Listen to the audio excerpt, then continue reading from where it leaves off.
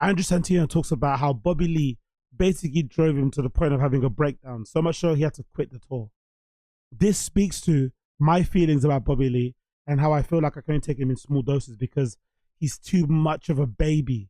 He's too much of a useless, whiner, complainer type of person. And because he's like 50 plus, maybe he's approaching his 60s, it's just something that I can't stomach. I hate men who aren't manly, if that makes any type of sense. So Bobby Lee just annoys me, but he's just really funny. And I love the podcast. And I just can't get enough of it, but he just drives me nuts. So it's nice to hear from Andrew Santino that I'm not mad in thinking it. But spare a thought for Andrew and anybody in Bobby Lee's life. Can you imagine what it's like to be Bobby Lee's friend in actual real life? If you find him somewhat annoying on the pod, can you imagine going on tour with him, living on a bus with him, going from state to state? We barely sold out 1 and he sold out 5. I was like, God, dude. It was awesome. But then we met in the hotel. We had a great night together and we were chatting. And like I wanted to be at y'all's show. Well, those moments were amazing because like the road has dull moments where you're humming along on the bus. It was tough. Was it? And you and Bobby are on the same bus, yeah. Yeah, it was tough. Yeah, it was tough. Yeah, because we have our tour manager on our bus. Like it's like a group effort. Yeah, everyone has to be on the bus. But is that fun? What's it like being in that sort of a like? I can't imagine being on wheels with Bobby. That's where it gets extremely long. Yeah, mobile. To be fair, I think any comedian. I think if you put a bunch of comedians, I bet you all the comedians that went on Bert Kreischer's tour had some complaints too. I think comedians, their personalities and how they are as people, putting them all on one bus sounds like a good idea. Sounds like it's going to be fun, but practically, those type of personalities in close quarters, it's bad enough when you're on a coach just going somewhere with randoms. It's already sometimes horrible, depending on what coach you're on. Can you imagine being with comedians? Is tough with him. Yeah, because at least you're on land, you can disappear. Yeah. You can walk away from him. A lot of Asians aren't good in motion, right? Like, in any kind of form of motion. Have you ever seen an Asian drive a boat? They're not allowed to. No, that's against sea. That's maritime law. No Asians at sea. It's an old, I think it's from World War I. Well, if you think about Asians, like they don't, there's the kamikaze pilots, right? That's a, no, that's, and then. Yo, big up Koila. I went on tour with 5 rappers, never again, can't imagine comedians. Yeah. I can't, yeah. I remember, I'm sure some of you guys remember, No Jumper, early No Jumper days, when they were doing those vlogs with like, what's his face, Lil Pump and stuff. Those vlogs look like such chaos.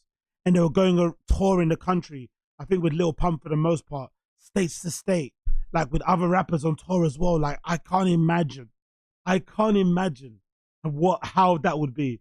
That would drive me crazy. I'd maybe quit after the first stop. No, thank you, man. I'll meet you at the venues. I'm not traveling with you in between. No way. No fucking way.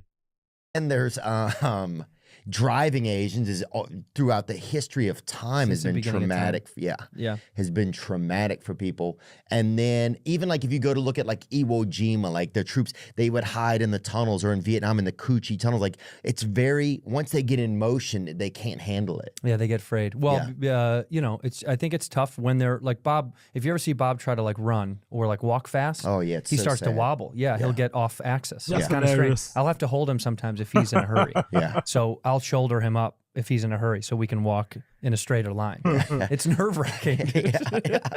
And he has only like one muscle in his body. I've seen like a MRI of him or something. It's baffling, dude. Because I remember he sneezed once and blew his back out. Yeah. Well, dude, and the muscle moves. That's what's kind of interesting. The muscle, at some point, he'll have a muscle just on his high shoulder. If he's moving a lot, it'll move down to his leg. It swims around his body like a koi. It's alarming. Him on a bus was wild. We did 60 some odd cities. Fucking, oh, dude. It was wild. Yeah. We stopped and started. I don't even know if you heard this through the grapevine. I had I almost had, I did have a mental breakdown with him at Dolly World. Imagine that. Imagine Bobby Lee broke Andrew Santino. He broke it. And they're like friends and work together a lot. And Bobby Lee still found a way to break him. That's fucking... Wait, Dollywood? In Tennessee? Dollywood. Yeah, Dollywood. Yeah. Had a mental breakdown. Yeah, huge. What happened? So it had just been a lot of time on the bus? We were just tired of each other, man. It's you know hard. how it gets. And then we were supposed to go to Dollywood at a certain time, right? At a reasonable adult time, like 11:30 or noon, reasonable adult. And he had slept in past when we were going to all go together. That he threw a fit about it. There's nothing already that already pisses me off. I haven't been on many group trips. But one trip in particular lives in the memory of me and my best friend because of how terrible it was. We went to a festival and it was just us two. We went to a festival and we're good. We can travel well together. I think the first year we stayed in hotels. Another year we did Airbnbs, but we're fine. We can sort it out. One year we went to this festival in Barcelona, Primavera. This girl that we both know wanted to come. She's a friend of ours, but she's a mess. She's like Bobby Lee, you would imagine, traveling wise. She's a mess. But she came with the wrong intentions. She didn't really come for the festival. She didn't tell us this, but we found out later or during the festival. She came primarily to meet some guy who lived in Barcelona, but she made it seem like she was hanging out with us. So she last minutes us. Imagine how wild this is. We're already going. She finds out last minute we're going and she tries to latch on to us. My friend says, nah, don't let her latch on. If she wants to meet us out there, she's fine, but she can't stay with us. So she first of all tried to stay with us, which is already crazy. Then she meets us while we're out there and we're trying to make plans. And this is regular. I don't think I'm even that militant. I'm really relaxed and stuff. But we were staying, I think, in a decent hotel. They had breakfast at a certain time. We'd go down and have it. But in terms of going out, we were really flexible. So I remember we told her, like, just get at somewhere at 1 p.m., meet in the town center. And we were, we had our breakfast. We did what we did. And then we leisurely went to the town center whenever at that 1 p.m. to wait for her.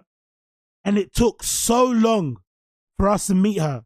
So many missed calls and texts, and my phone battery died. I had to go to a charge point. So much chaos to meet her at 1 p.m. That was the primer for the rest of the holiday. The rest of the holiday, just like issue after issue after issue after issue. And then I realized when you're coming back home, you're like, there's some friends that you can travel with, some friends you can't. There's some friends you can do plans with, some friends that you can't. Some friendships, unfortunately, should just stay on DMs, on texts, on phone calls, on pubs around the corner. Some friends you can't take out anywhere else. You can't. You really can't. You have to be careful. Or you have to do what Andrew Santino does, and I think every Bobby Lee's friend probably does this. You have to know who your friend is, and you have to almost like heighten your tolerance level. So everybody else, you're maybe a little bit more sharp with, but because you know they're a mess, you have to almost like, okay, which is hard to do.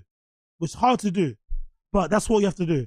If not, these people will literally drive you to the point of breakdown. Trust me, I've been there. That we were rushing him, which is insane. What do you need to really do? You put on the kimono and let's go. Yeah. So we get on the bus. Yo, big up Dusky the Flow in the house. Wagwan G. We go. We get to Dollywood. We get in, and then he says, I want to sit down and eat a meal. And I said, we just got here. Let's go enjoy it. All the crew is with us. And he's like, I want to eat. You can go do whatever you want. And him and I were bickering, and I just was like, you know what? You're right. I am going to go do what I want. So I left, and they were all like, oh, where are you going? And I just went on my own. I just wanted to, some days you want to just be alone. Oh. And there was only one Uber in Pigeon Forge. There's one Uber. Yeah. I'm not kidding. There's one Uber, and the dude and his girlfriend were driving. That was the only car available. Yeah. So they and the guy calls himself Paul Revere. Yeah, which I don't like it. Yeah. I don't like it. And his girlfriend doesn't make any comments about it, because I said, you're not gonna say anything about Paul. She's not allowed to talk. No, well, and I agree. But he picked me up, and I had asked him where the closest airport was, because I was gonna fly home to Chicago to see my parents, because I was like, I need a break. Imagine that, bro. That's when you know you've really had enough. When you threaten to leave and you're actually looking for the airport. I never got to that stage. I think at the end of that festival, bless my friend, by the way, she knows who she is. By the end of it, we had enough of her, but we just would only reply to her when we were at the festival, because when it came to trying to do plans before, she just drive us crazy. So we're like, hey, if you see us, we're at a festival. Do you know what I mean? And for once, that festival actually, that Primavera Festival, for some reason, had really good signal. Most festivals you go to, they don't have good signal, no good coverage, and you can't contact anybody, but you could usually contact people. It's like, hey, just meet us where we're at. Let's not do any plans in between because it turns into chaos. Because, you know, of course, the reason why, because she came there for a guy and she kind of used us as an excuse. And when the guy would like flake on her or stand her up, she'd run to us. And it was like, yo, man, like now we have to take your emotional baggage. Now we have to like change our plans. It's just like, God almighty, bro. Please. Yeah, she was a mess, bro. She was a mess. Had 4 days down anyway. And then they got in the Uber hours later and the same guy was like, your friend asking for a local airport, I think he done took off. But so my phone was off, so they thought I left. Wow. They were like, he quit the tour's over. Yeah. So they kind of had a moment of panic, and he deserved it because I needed a break from him. Hey, yo, Uche, she did, bro. She did. Uche, she did. That particular year, we stayed in a hotel. Me and my friend. We both got 2 double rooms. And she basically joined us late in the party. We're already there. I think she saw an Instagram stories or something. Oh, yeah, I'm going to be there. And she was like, oh, yeah, can I sleep with you guys? No, you can't, bro. Go get your own room. That's when I knew from there. I was like, oh, this girl's, she's not all there in the head, bro. She's going to cause us issues. Can I sleep in your room? Like, you just, it's fair enough if we planned it together, maybe. But you're jumping on last minute because you saw our stories. And now you're like, what? Honestly, psycho. Being a little brat. So it kind of like checked us. But then, of course, what happened afterwards, he woke up in the morning. The next day I came back to the bus and he gave me a big hug and a kiss on the cheek. And he said he was sorry. And then it was, you know, like anything, he's my brother. Yeah. But you fight, you fight. Oh, being on a tour bus is hard, It sucks. You're on top of each other. Yeah. It smells. Everyone's messy. Oh, especially. Anyway, you get the gist.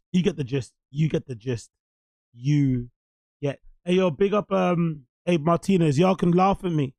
I do things alone, but I listen to this pod and interact with the chat. It's like having people. Yeah, of course. We all do that, man. We're all severely online. We're all fucking interacting with these things. I'm the psycho that will go on fucking Kick or YouTube, click the live button and just see who's live and just play in the background. I'm that level of psycho. I'll just be listening to people randomly in the background, just like chilling, just to have like background noise. But it's not good because I don't really interact with the world, you know, sounds anymore. I've always got fucking headphones on. Oh, I'm listening to something. Like even today, some woman was walking some cute dog, and it kind of came up to me. I was like, oh, cute dog, and she said something, and I was like, I just did that whole thing, but I couldn't hear her because I had my noise cancelling headphones on, playing. Guess what, bitch? You guessed it, a podcast. So it's like, you know what I mean? That was a real human moment, an interaction with a lady and a cute dog. Oh my God, what's it? You know what I mean? I didn't even hear what she said. I was like, I heard her mouth. I was like, yeah. It's so bad, man. It's so bad. You have to have like, you know, when someone talks to you in real life, you should probably take off your headphones. That's the lesson of the day. Anyway, let's move on.